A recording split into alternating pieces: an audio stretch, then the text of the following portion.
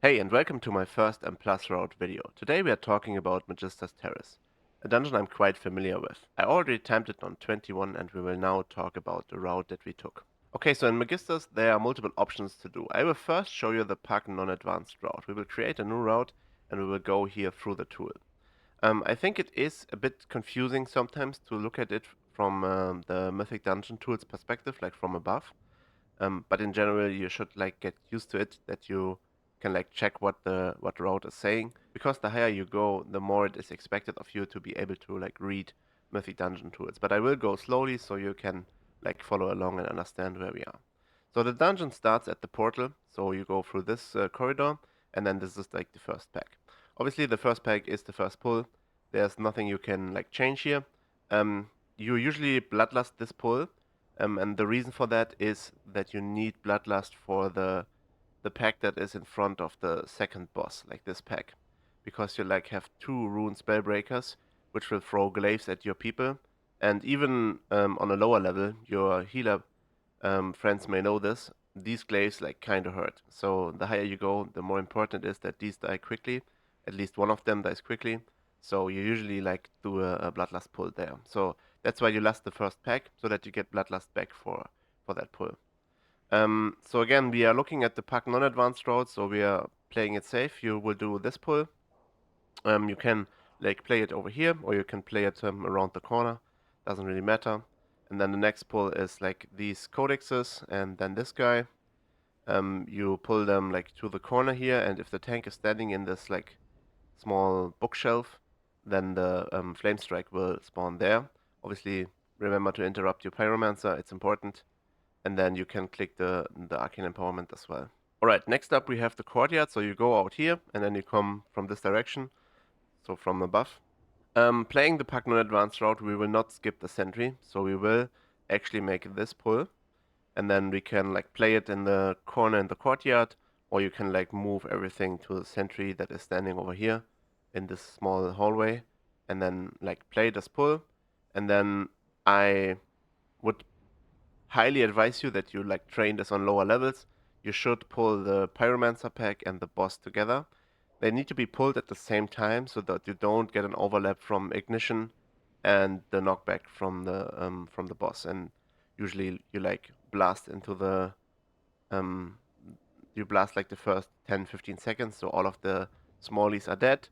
This is like usually where you like need to use your defenses, and then yeah, the boss fight is basically interrupting the pyromancer and then making sure that you have like defenses running when there is a knockback. Okay, usually the boss strategy is to move the boss to like this doorway when you have the like recalibration phase or whatever it's called, refueling protocol. If you like have this phase coming up, you move the boss towards the door, and then you only have 4 orbs, like 2 from each direction.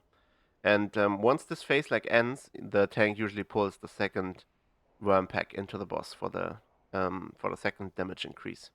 If you kill these worms, you get a damage buff, so that's why you do that. Okay, so next part of the route depends a little bit on how you feel comfortable about your people using defensives, but in general, it is advisable to like pull. Oh, wait, I need to like do a new pull. You pull like both of these worm packs into this pack, and then even more risky, but with like a high benefit, you can like chain it into like this corridor. So you go through here, and then you come out here, and then you would play it in like this location. Make sure that you have decent amount of healing and defensives going on, especially if the worms explode. And you need to make sure that you like interrupt the Magister. We usually don't do that. We usually like CC one of the healers, or you can like leave out the pack entirely like this. But in general, it is advisable that you like somehow chain something here, because it is important for the next pull. But you can like play it like this, and then you go inside and you play like these two, and then you chain that into like this pack, and then you like last only this pack. It's like it sometimes feels a bit bad, because it is like not a very efficient last pull because there's not a lot of trash going on. But again, you need to like survive these Spellbreakers and having Bloodlust for them, even if you like pull only this pack to lust, it's fine. Usually it's a good decision, especially on the like 18, 19, 20 level. Doing that will more often than not save you the key. You like win it, even though it is bad for your overall DPS. Yeah, but who cares? You just want to win the key. Obviously you play the boss, and then the next pull is a bit spicy. But I would advise you do that even on a puck. You like pull the entire corridor over here, and then you move that out to the void caller over here. So like this pull, and then you play it like in front of the void caller spawn, like here. And the next pull will be even more spicy. You will pull triple void terrors, so you like need to make sure that interrupts are actually good. So you like pull this pack, and then you go on and pull like these two. And we usually do it in a way that we like try to CC one of these guys, and then we chain pull 12 into like this pack. But yeah, you can like make it like this as well. It's advisable and nice to have like one void caller like on low HP or like being active while you wait for the boss to spawn. There's another strategy to do this, but it is way more advanced, so we will not look at it right now, but maybe I will talk about it in a minute. In general, this is like the safe way to do it, with the like small downside that you don't have a target to hit while the boss is spawning. Okay, obviously then you do the boss. Then you go through the corridor behind the boss, which is like over here, and you pull all of that into the Void Terror. Here are two Void Terrors again, so you play it like this, and then you go up the stairs, pick up all of the Voidlings, and usually it is advisable to like pull all of that into the Void Terrors and then stop, because in PUGs more often than not, these kicks can be failed, and on a 19, failing like a fear kick is usually like the death of the run. This is basically it. So then, playing the pack non-advanced route, you will play like this pack, which is usually skipped. If you have a warlock or you are comfortable skipping, it is obviously better to like play this pack. Then you see you miss like a tiny bit of trash. And this is especially something you can do when you have an evoker. You can add one additional void terror from, wait, I clicked on the wrong pack, like this pack. You can sleepwalk one additional void walker from this pack into the previous pull with the two void terrors. So you have 3 kicks. You need to like make sure that you coordinate this. But usually, if you like come from the boss and you have like CDs up and stuff like that, this pack dies really fast. Even on 20, even 21. Usually this is like a nice pull. And then you would skip with like a gateway to the middle bridge, or you can do evoker skip. I personally like to do it from this side, from the side where the Void Terror pack is. You like jump and then hover onto the bridge, and once you are on the bridge, you can like rescue people over. One person can Wernstone over. Then druids, for example, can jump up on the grass and then use human form, the thingy where they jump to friendlies. I'm a druid player and I can't remember the name of the ability. Wild charge. You can like jump up, wild charge to your friendlies as a druid, and for example, as a demon hunter, you can do the same thing that the evoker's doing. You like jump and then you teleport onto the bridge. I think as Havoc it should be possible as well. The easiest, of course, is just a gateway skip. So you have a gateway that is going from here to the bridge or from here to the bridge, and then everyone gates through, and then you can skip this pack, because this is actually quite an annoying pack. You don't want to play that. In case you have to play it, and you miscount because you don't have sleepwalk, so let's assume you don't have this thing killed, so you kill the pack and then you missing count. So you're missing like 1.5% around. Yeah. You can actually like play. Should be enough to do these two, right? Yeah. So you can like kill the boss. Obviously this is the boss, so you would do that. You can kill the boss and then come back downstairs. Okay, so you kill the boss and then you walk down and you go around the corner or you go in this direction, whatever, and then you have this. You pull this pack. Make sure that you interrupt the Void Terror, obviously, and like use all of your defensive, all of your offensive CDs and blast these two shredders. And then you miss you hit the count. You're not missing count anymore. So this is like an option you can do if you actually play this pack, but I would highly advise against that. So usually that is not something you should do. All right. Let's take a look at the more advanced route. So this would be the more advanced route. Again, we start from the dungeon portal. We play the first pack, we last the first pack, and then we go into the second pull and we focus one of the casters. So one of the Arcane Magisters is focused, and usually you play it as long as your DK is not having cooldowns up. So you're waiting for the DK cooldowns, like the army coming back. You usually last this pack, and so you play this like for 1 minute. So it takes about 30 seconds for the DK to recover cooldowns. And once the cooldowns are back, you move the entire thing downstairs to the Pyromancer and you make the pull again in this like small bookshelf. Um, this is usually done so that one of the casters is dead or almost dead, and then the other caster can be like kicked by the Demon Hunter once and then gripped into the pack as well. And then you have like a better second pull. This is quite nice. Then you can like skip the construct. There are two possible ways to do that. You can either skip it entirely, but usually I would prefer to like play pull 3. It's not a good pull, but again, it usually dies quite fast, and then you can like skip the construct. Or you say you can like play the construct as well. So it is possible to say in pull 3 you just play it, and then we can lose count a little bit later. This is usually done by skipping this pack on pull 9. So this is like the adaptation you can make.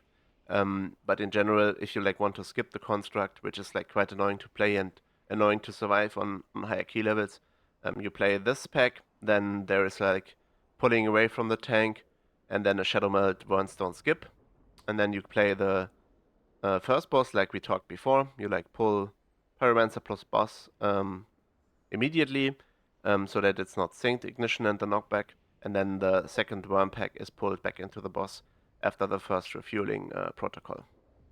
Alright, so next up is actually this pull, and now I will show it how it is done correctly. You actually like skip this guy. It would even be better if you CC both healers, so you can do that, but playing one healer is fine. And then you adapt in a way that you either CC the next healer as well and bring it into the later pack, or like this Magister is possible, or you like leave this guy in CC and then you play the pull 5 like here or outside, so you pull them out, and then this healer is still in CC, and then you walk past it, you play pull 6, and then you can add the healer into pull 7. So this is possible to do. Let me add this like this. Or you can even be more cheeky and like do something like this, where you add like both of them into the boss for funnel. This is technically possible to do, but personally I'm not a fan of like this these shenanigans too much, because like CC often breaks and stuff doesn't work. So doing it like this way is usually preferred. You can do it like that. Or actually, there's one more adaptation you can make. You can play it like this, and you can CC like this guy, and then this should be even easier, because kicking one Magister during the boss fight is quite easy with 5 people. So I think this might be even the best adaptation of this, because you have 2 targets, so your Evoker can recover breath faster, and you have a little bit of funnel for the DK and the Demon Hunter, which is like quite nice. So yeah, this might be the best adaptation of the route. Okay, afterwards we play this big pull again. In case you like skip the sentry, you basically need a little bit of count. So yeah, we are playing this extra pack. There's one caster in it, and then two shredders. And then there's one more caster over here. So you have two Void Walkers.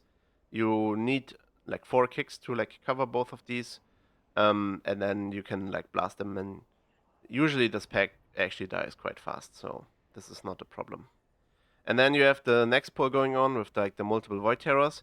And this is like yeah, one of the more spicy pulls, but the benefit of it is like actually quite good.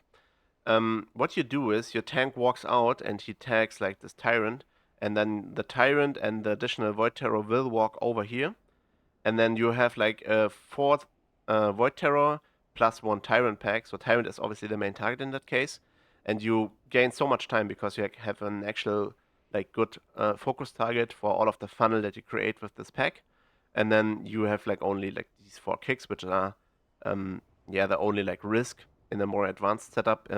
It's not a problem. And then what we actually did is if you go to pull 11, we like add this guy to pull 11, and then we have only one guy left for the boss. And we don't chain this guy immediately. I sleepwalk it, and then we like go on to you pull like this pack, and then you wait until like the Void Terror and the caster are a bit low, and then you like pull it in. So yeah, this is like an optimization you can make. And then once this Void Caller is dead, the boss spawns. So obviously it should be the primary target, and it usually is the target that lives the longest. But you create a lot of funnel to like actually blast it quite hard, and then you can like pull the Void Walker into the boss. This is actually pulled like a little bit earlier, since there is like downtime when the boss is spawning, and you want a target for your Demon Hunter to already collect souls. So yeah, this is done like this, and then we have pull 13, which is like the standard pull upstairs. In addition to the additional Void Terror from G51, which I like against Sleepwalk over here. Alright, going upstairs again, we are picking all of these Voidlings, and we go upstairs, and then we make like a huge pull, usually like in this location, so the tank will pull both sides, and then we like make the pull over here. You need to be a bit careful, especially with a DK. If the DK is standing too close to the edge, his mages might spawn downstairs and actually pull this pack. We had this happen to us once, and then the run is over. Then this tyrant adds to the pull, and we are dead. So this is not advisable to do. Anyway, doing that pull, you like need to make sure that you have like the 3 kicks covered, and then obviously focus target is the devouring tyrant. And then you skip the last pack again because it is annoying to play, and then you play the last boss, and then that's the dungeon. So looks something like this. I think this is like the route that we are looking right now is like the best possible option for like your higher key levels, and then you can play like the little bit more safe route like this, which adds like multiple pulls. So you have like one pull over here that is extra. You have like an extra pull over here. I think yeah, you would probably not do this. You would probably we add a pull like this. Yep. This would probably look like this in a more safe environment. And you would probably like chain 7 into 8, and then if most of 8 is dead, chain into 9, and then lust and stuff like that. So yeah, this is like a more safe route, but in general, I would prefer this one for the dungeons that you like want to when go a bit higher in level, like 20, 21, 22s, you would do like this. Obviously, under the constraint that you like have a proper comp, because like you need to be able to do the skip, for example. You need sleepwalk for this. So there are like constraints to the route that are only possible playing the meta comps. You need to like be able to like CC this. So this is usually done by the Demon Hunter with Prison. Same with this guy. Yeah, so there are things that are only possible with specific comps, and obviously this like is a constraint. But in general, I think this is like a very good route, and I would advise you to like play it this way. Alright, thanks for watching. I hope you enjoyed the video. See you on the next one. Bye bye.